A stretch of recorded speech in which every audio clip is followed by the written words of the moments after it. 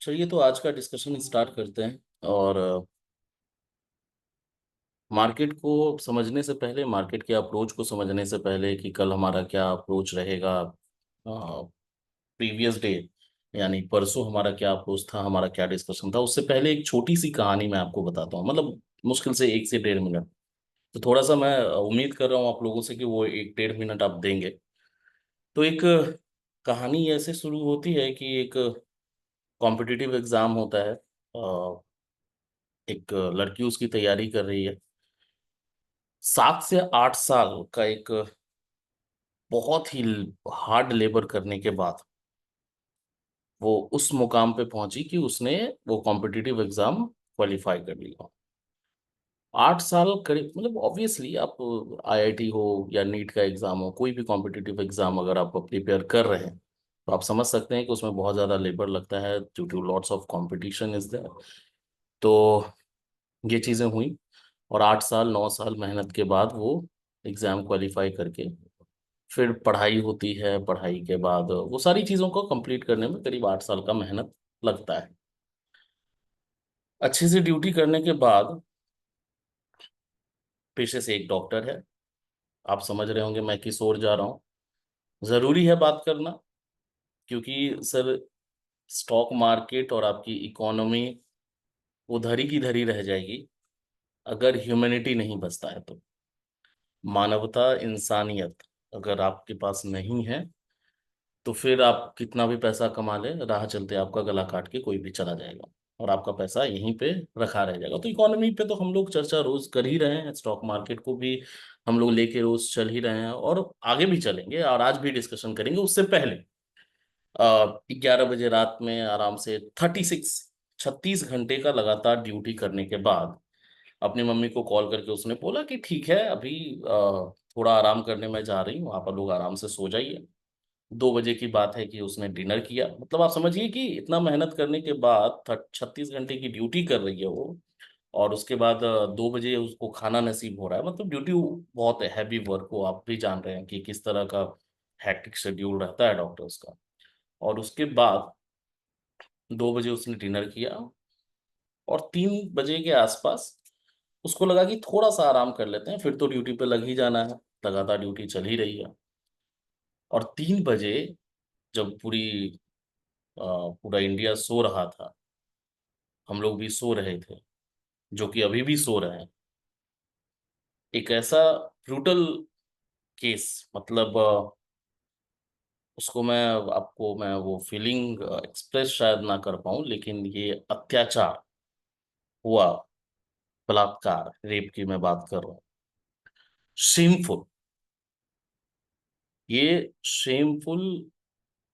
मतलब मैं इसको आपको लिटरली मैं आपको बता रहा हूँ कि ये बहुत बड़ी बात है कि 13 साल हो गए निर्भया केस को लेके, वहां से अभी भी मानसिकता लोगों की चेंज नहीं हो रही है, जिसको चेंज करना जरूरी है। क्लियर है, उस पर ज्यादा मैं आपको डिप्रेशन, मतलब आप लोग भी सोचेंगे मैं स्टॉक मार्केट के बारे में सुनने आया हूँ ये सारी चीजें। सर वही मैं बोल रहा हूँ कि स्टॉक मार्केट, आपकी इकोनॉमी या 5 ट्रिलियन हो जाए या 3 ट्रिलियन हो जाए या 10 ट्रिलियन हो जाए, इस मानसिकता को जब तक आप खत्म नहीं कर पाएंगे ना, you will not be, never be a developed nation. आप कभी भी डेवलप हो ही नहीं सकते अगर आपकी मेंटेलिटी ही खराब है, आपको मानसिकता और इस तरह के केसेस अगर होते हैं। और सबसे बड़ी बात कि इसमें आपको तुरंत ही एक्शन लेना चाहिए। कोई डिस्कशन नहीं, ये प्रोटेस्ट होने की जरूरत ही नहीं थी जो कोलकाता में भी चल रही है, ऑल ओवर इंडिया में चल रही है। डायरेक्ट फांसी, क्लियर मैसेज, लटका दो। तो यहाँ पे इस बात को खत्म करते हैं। इस पे थोड़ा सा हम लोगों को अपना रवैया as a citizen of India, थोड़ा सा हम लोगों को भी आम आदमी की तरह इसमें एक पार्टिसिपेशन करना चाहिए, ताकि गवर्नमेंट को भी ये समझ में आए कि नहीं, यहाँ पे अगर इस तरह की, देखिए ये सबसे बड़ा मैसेज इसलिए तुरंत ही एक्शन लेना जरूरी है।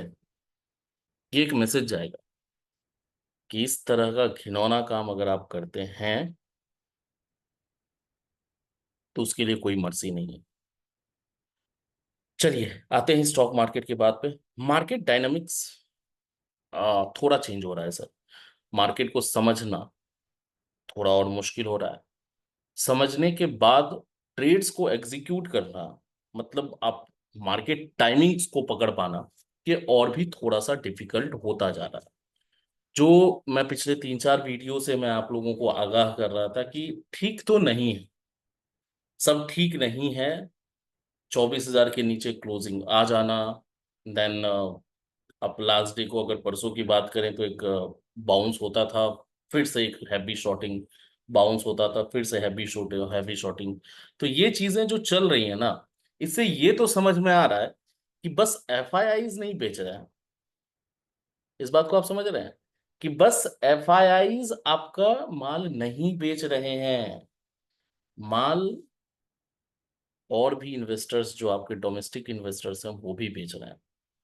क्योंकि इस तरह का सेलिंग प्रेशर का बात मैं 13 अगस्त को शायद मैंने करा होगा कि इंडिपेंडेंस डे है तो पॉजिटिव रहना चाहिए मार्केट, लेकिन सेलर का जो प्रेशर है, ये लास्ट वीडियो में मैंने बताया था, वो थोड़ा ज्यादा है।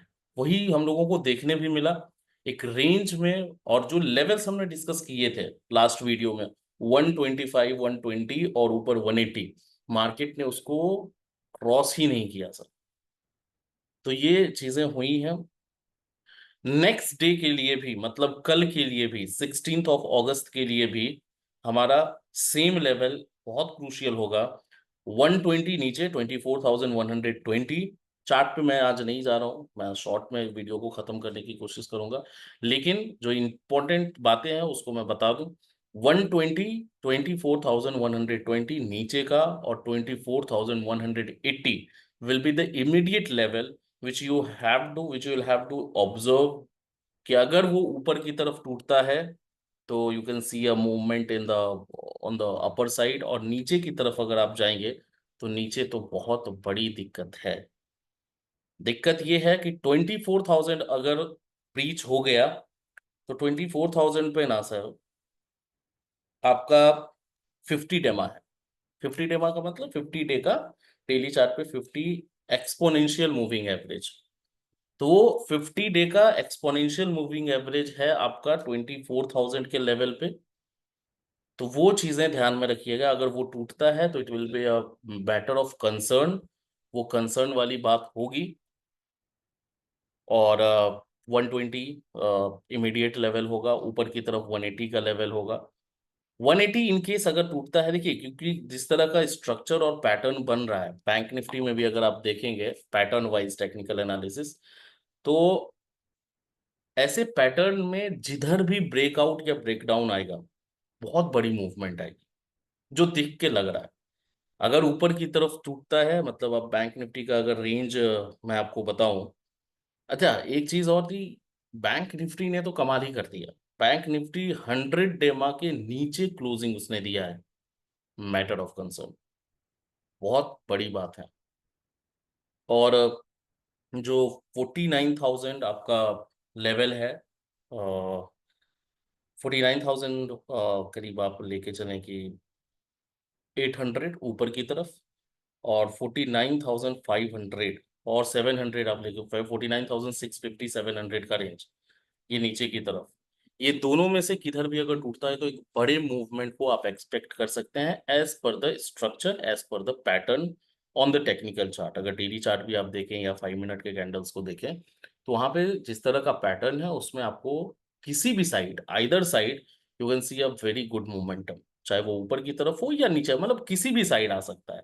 कभी कभी इस तरह का परसेप्शन होता है ना कि आप कॉल और पुट दोनों बाय करके जाते हैं, मतलब किधर भी एक तरफ मूवमेंट, बहुत जबरदस्त मूवमेंट आएगी। तो बैंक निफ्टी में भी उस तरह की चीजें हैं। और बैंक निफ्टी में अगर नीचे की तरफ होती है, टूटता है लेवल, तो आपका निफ्टी में भी 24,000 का लेवल टूट रहा होगा। तो ये ध्यान में हमें रखना है, ध्यान में रख के काम करना है। और बाकी लेवल्स अगर आपको नोट डाउन करनी है तो करीब 24,180 मैंने बता ही दिया निफ्टी के लिए, 24,180 ऊपर की तरफ, और 24,120 नीचे, और 24,120 अगर टूटता है तो 24,000 will be the 50 daily exponential moving average. तो 24,000 एक क्रूशियल लेवल होगा, वो टूटना नहीं चाहिए सर। अगर टूटता है तो फिर बहुत बड़ी फॉल आप एक्सपेक्ट कर सकते हैं, अराउंड 23,700 600 के आसपास, मतलब 300 400 500 पॉइंट और आप। और बैंक निफ्टी तो क्लोजिंग ही उसने दिया है नीचे, मतलब अप्रॉक्स 49,750 के अप्रॉक्स, तो 100 डेमा है उसका, 100 डेमा के नीचे उसने क्लोजिंग दी है। तो वो तो अपना दिखा ही रहा है पहले से ही। अगर नीचे और जाती है तो 49,500 700 650 अगर टूटता है तो 500 500 देन 300, और उसका डोर तो ओपन हो चुका है 48,300 के लिए। ये लेवल नोट करिए। चूंकि उसने बैंक निफ्टी ने क्लोजिंग दे दी है आपका 100 डेमा के नीचे, तो जो टारगेट है ना, वो टारगेट इमिडिएटली 10 दिन में हो, 15 दिन में हो, 20 दिन में हो, महीने भर में हो, वो 48,300 का आपका डोर ओपन हो गया है नीचे की तरफ। तो अगर 49,500 49,500 भी क्रॉस होता है तो 300 के बाद नीचे आप 48,300 तक जा सकते हैं। ऊपर अगर 49,800 क्रॉस करती है, जो कि मैं बात कर रहा हूँ पैटर्न के बारे में, कि ऊपर की साइड भी एक मूवमेंट आ सकती है, अगर वो ऊपर की तरफ ब्रेकआउट दे, then we can see 50,000 and 50,300 levels आसानी से। तो we will have to watch कि कैसा रहता है मूवमेंट कल के लिए। और कल हमारे वीक का लास्ट डे है, तो कहीं ना कहीं वॉल्यूम हो सकता है कम, क्योंकि वॉल्यूम आपका कल भी कम था, और 16th को भी कम एक्सपेक्ट कर सकते हैं, बिकॉज लॉन्ग वीकेंड है। एक बीच में छुट्टी आ गई, फिर कल खुलेगी, फिर वापस से 2 दिन छुट्टी है, फिर मंडे को। तो जो भी एक बढ़िया चीज या अच्छा चीज अभी अभी अभी जिस तरह का अनाउंसमेंट वगैरह अभी कुछ वैसी खास हुई नहीं है। तो हम लोग एक्सपेक्ट कर रहे थे कि इंडिपेंडेंस डे पे अगर लाल किले से प्रधानमंत्री माननीय हमारे मोदी जी अगर कुछ अनाउंसमेंट करते हैं तो मार्केट के लिए कुछ अच्छा हो, लेकिन वैसा कुछ अनाउंसमेंट मेरे हिसाब से मैंने नोट डाउन नहीं किया है। मैं अभी डिटेल वे में उसको देखूंगा। बाकी सर आज के लिए इतना ही हम लोग डिस्कस करते हैं मार्केट का। हम लोगों ने डिस्कशन कर लिया। अच्छा, एक और चीज ध्यान में रखिएगा कि एक्सपायरी इंस्ट्रूमेंट में मैं बहुत दिन से मना, मतलब पहले वीडियो से ही मैं मना करता हूँ कि एक्सपायरी इंस्ट्रूमेंट को आप अवॉइड करें। एक्सपायरी इंस्ट्रूमेंट को अवॉइड इसलिए मैं करने बोलता हूँ, मतलब ये नहीं कि निफ्टी की आज एक्सपायरी है तो निफ्टी में ट्रेड ना करें। निफ्टी में ट्रेड अगर आपको करना है ना तो नेक्स्ट एक्सपायरी में करिए। ठीक है। तो नेक्स्ट एक्सपायरी में आप करेंगे तो क्या होगा कि मान लीजिए उसमें हमेशा बायर अगर आप हैं ना तो हमेशा आपको फायदा ही होगा, क्योंकि आपकी मान के चलिए आज एक्सपायरी है थर्सडे, और 24,150 का अभी 140 144 के आसपास है, तो 150 will be the ATM at the money. तो 24,150 का कॉल अगर या पुट भी आप देखेंगे तो करीब करीब 130 160 150 के आसपास होगा। ठीक है, नेक्स्ट एक्सपायरी की मैं बात कर रहा हूँ।